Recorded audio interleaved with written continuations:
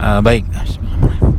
Jadi begini teman-teman sekalian, berkaitan dengan virus ini ya. Jadi memang sekarang ada beberapa laporan lah ya, bahwa ada orang yang datang dengan keluhan pencernaan, keluhan mah seperti itu, nyeri, dispepsia seperti itu.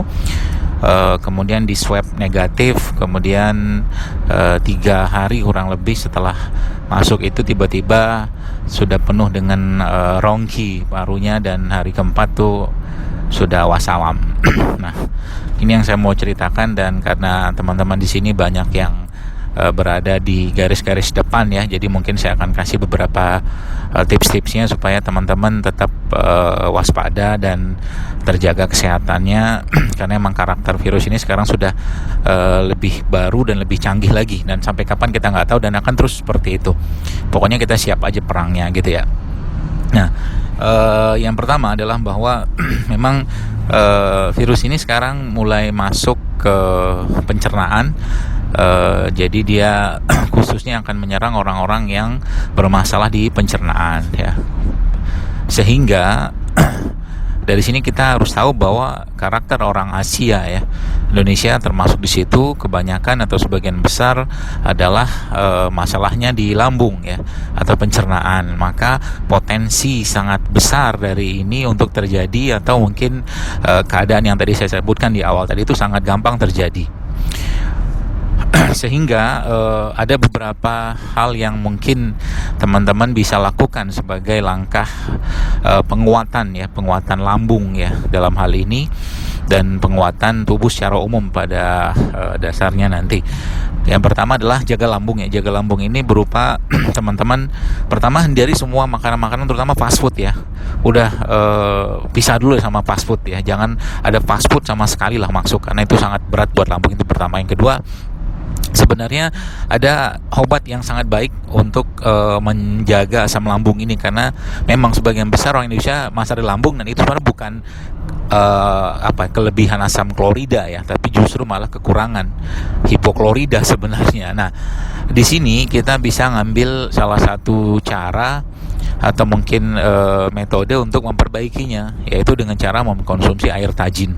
Air tajin ini salah satu air yang sangat baik untuk memperbaiki asam lambung. Tapi kalau teman-teman agak repot, ada satu produk nanti mungkin saya share, tapi nggak sekarang, yang sudah jadian ya, itu isinya air tajin.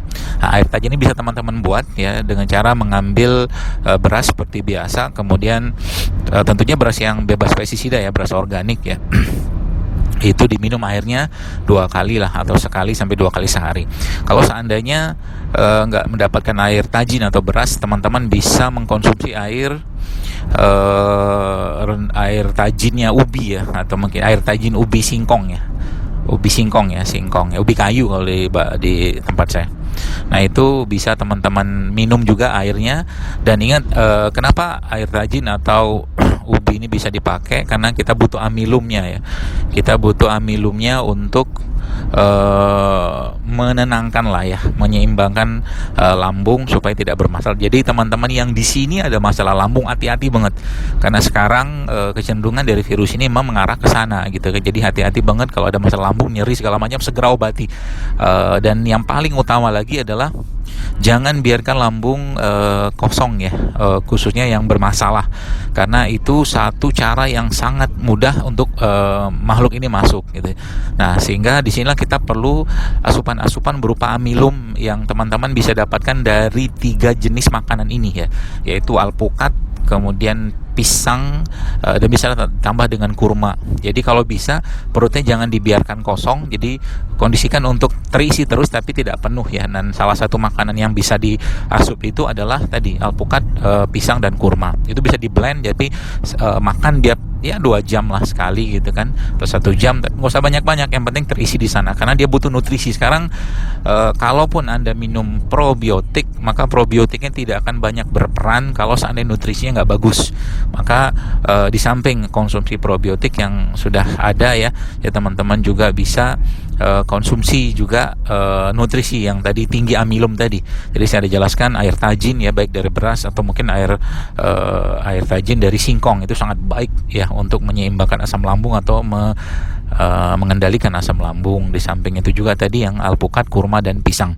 Dan probiotik jangan lepas. Pokoknya probiotik jangan lepas. Semua makanan-makanan fermentasi itu dimakan sekarang, dan juga termasuk dalam hal ini adalah makanan buah-buahan ya. Buah-buahan jangan banyak mengkonsumsi buah yang terlalu matang. Jadi matang normal aja ya. Itu insya Allah akan sangat bermanfaat untuk menjaga keseimbangan dan kesehatan asam lambung gitu kan. Masya Allah.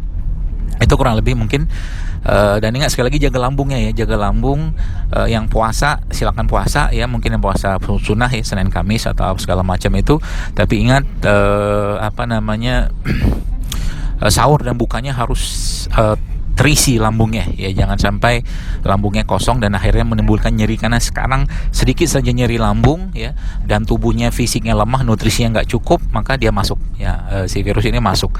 Nah itu yang sekarang tren terjadi. Maka tadi ya mungkin saya jelaskan, pulse oximetry itu juga sangat penting sekarang, karena di swab pun sekarang kecenderungannya negatif gitu kan. Jadi teman-teman, dua hal penting tadi yaitu nutrisi dan probiotik itu atau simbiotik lah, itu sangat penting. Dan nutrisi yang terbaik saat ini adalah yang tinggi amilum ya, terutama yang berasal dari sayuran atau tumbuh-tumbuhan. Itu mungkin, dan semoga kita selalu dijaga Allah, dan semoga dijauhkan dari penyakit-penyakit khususnya virus ini gitu. Demikian mungkin, mohon maaf saya voice note. Terima kasih.